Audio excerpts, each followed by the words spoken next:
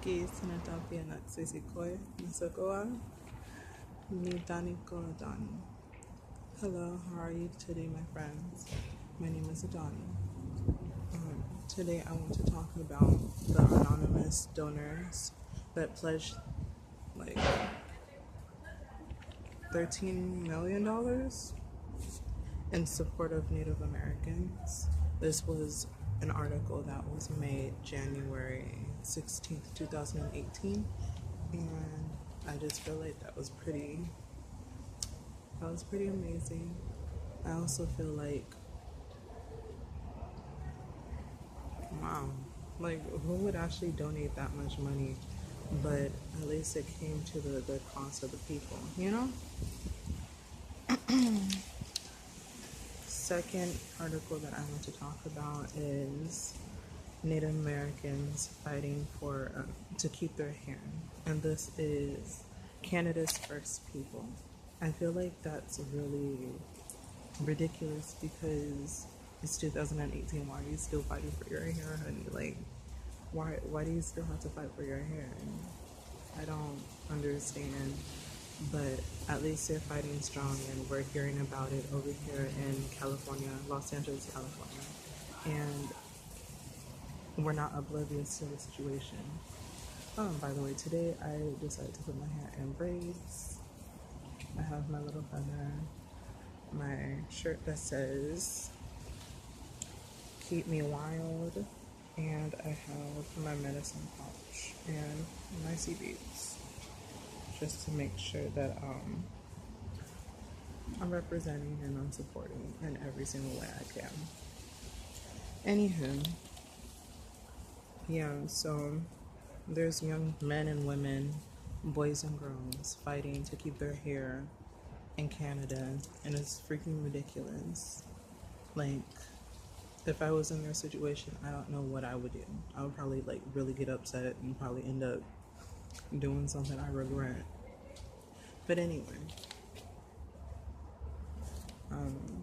I just hope that they stay strong and they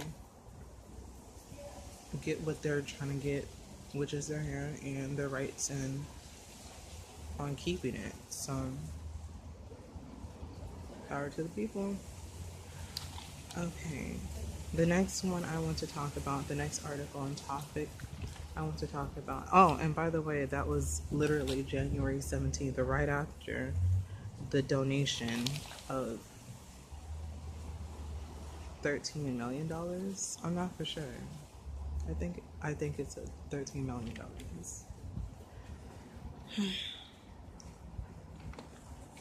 I wanted to talk about yesterday. So yesterday, well, before I resume that story, that's about all the articles that I have listed that I wanted to discuss and just talk about.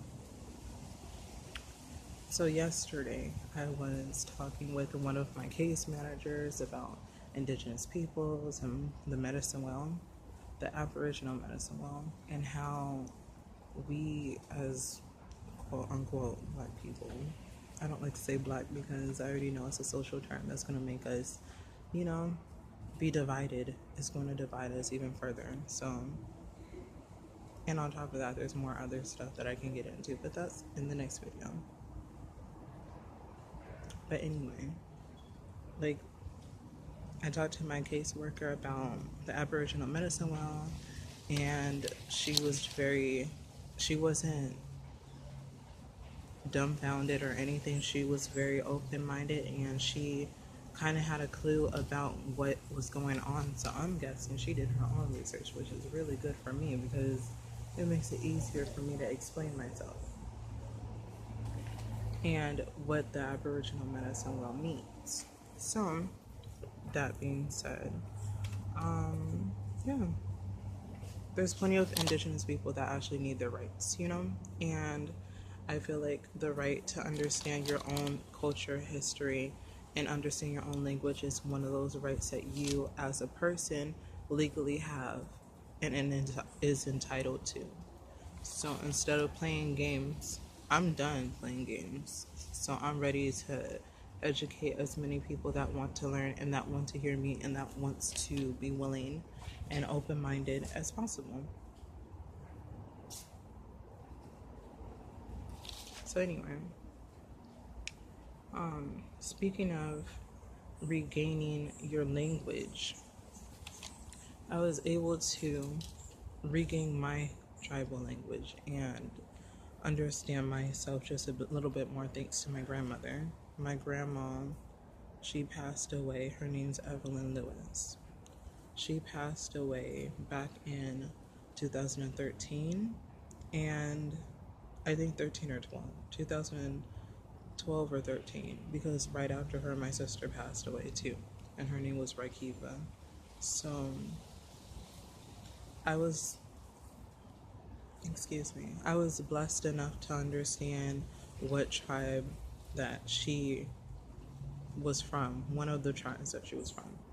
And she said Blackfoot, so that's where I am basically doing my research about and like understanding more about and regaining and relearning my history, my tribe, my language, and yeah, so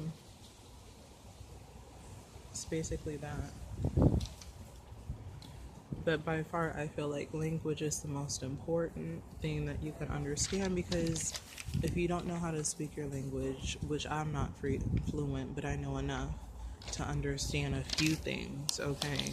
And that's another thing. If you don't know that much, how can you possibly have some type of knowledge or conversation if somebody's speaking to you in that language?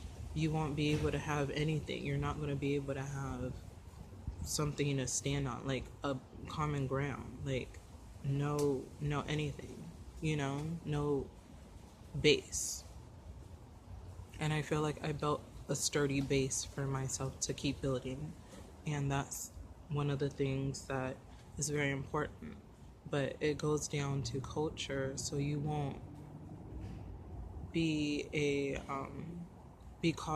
you won't cause cultural oppression, and you won't cause other people to be victims of cultural oppression. And also you can point out the cultural oppression as that is. History wise, there's so much about history, and I'm only 19. I'm about to turn 20 in June on the 16th. And it's so funny because as a person of youth, I realized that a lot of people of youth don't really care about their history, their culture, or their language. If they have those other two, the language and the culture, they're not interested in the history, because a lot of the time school keeps you stagnant and it doesn't allow you to feel confident in yourself. It doesn't allow you to feel worth anything. You feel like you're less than. And to be honest, there's so much about history that I want to go into, but not today, not in this video. I want to do that in the next video, so that's what I'm going to do. I would like to discuss one last thing, and then I'm going to wrap up the video.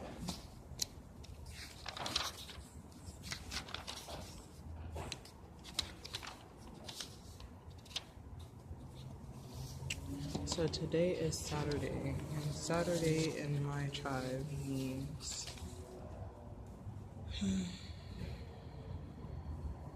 Rations Day. So today is Rations Day, and what's really funny is that I feel like I kind of contribute to rationing for myself. I decided to get a bunch of oatmeal cookies and just keep that in my little sleeping area, I guess, because I love those cookies and they always run out really quickly. And tomorrow's Holy Day, so I've been looking up a few ceremonies and stuff like that for Holy Day, and like Sundance, and like all types of ceremonies, just to feed my mind and to keep myself proactive with something that's very what is it called? Something that's very beneficial, basically.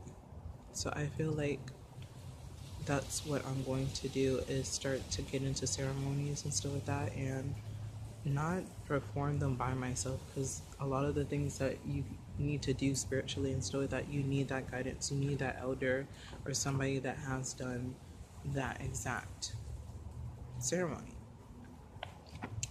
So I'm just going to look over videos, and I feel like that's going to benefit me 10 times more and make me more humble and more understanding, and understand where I need to be going.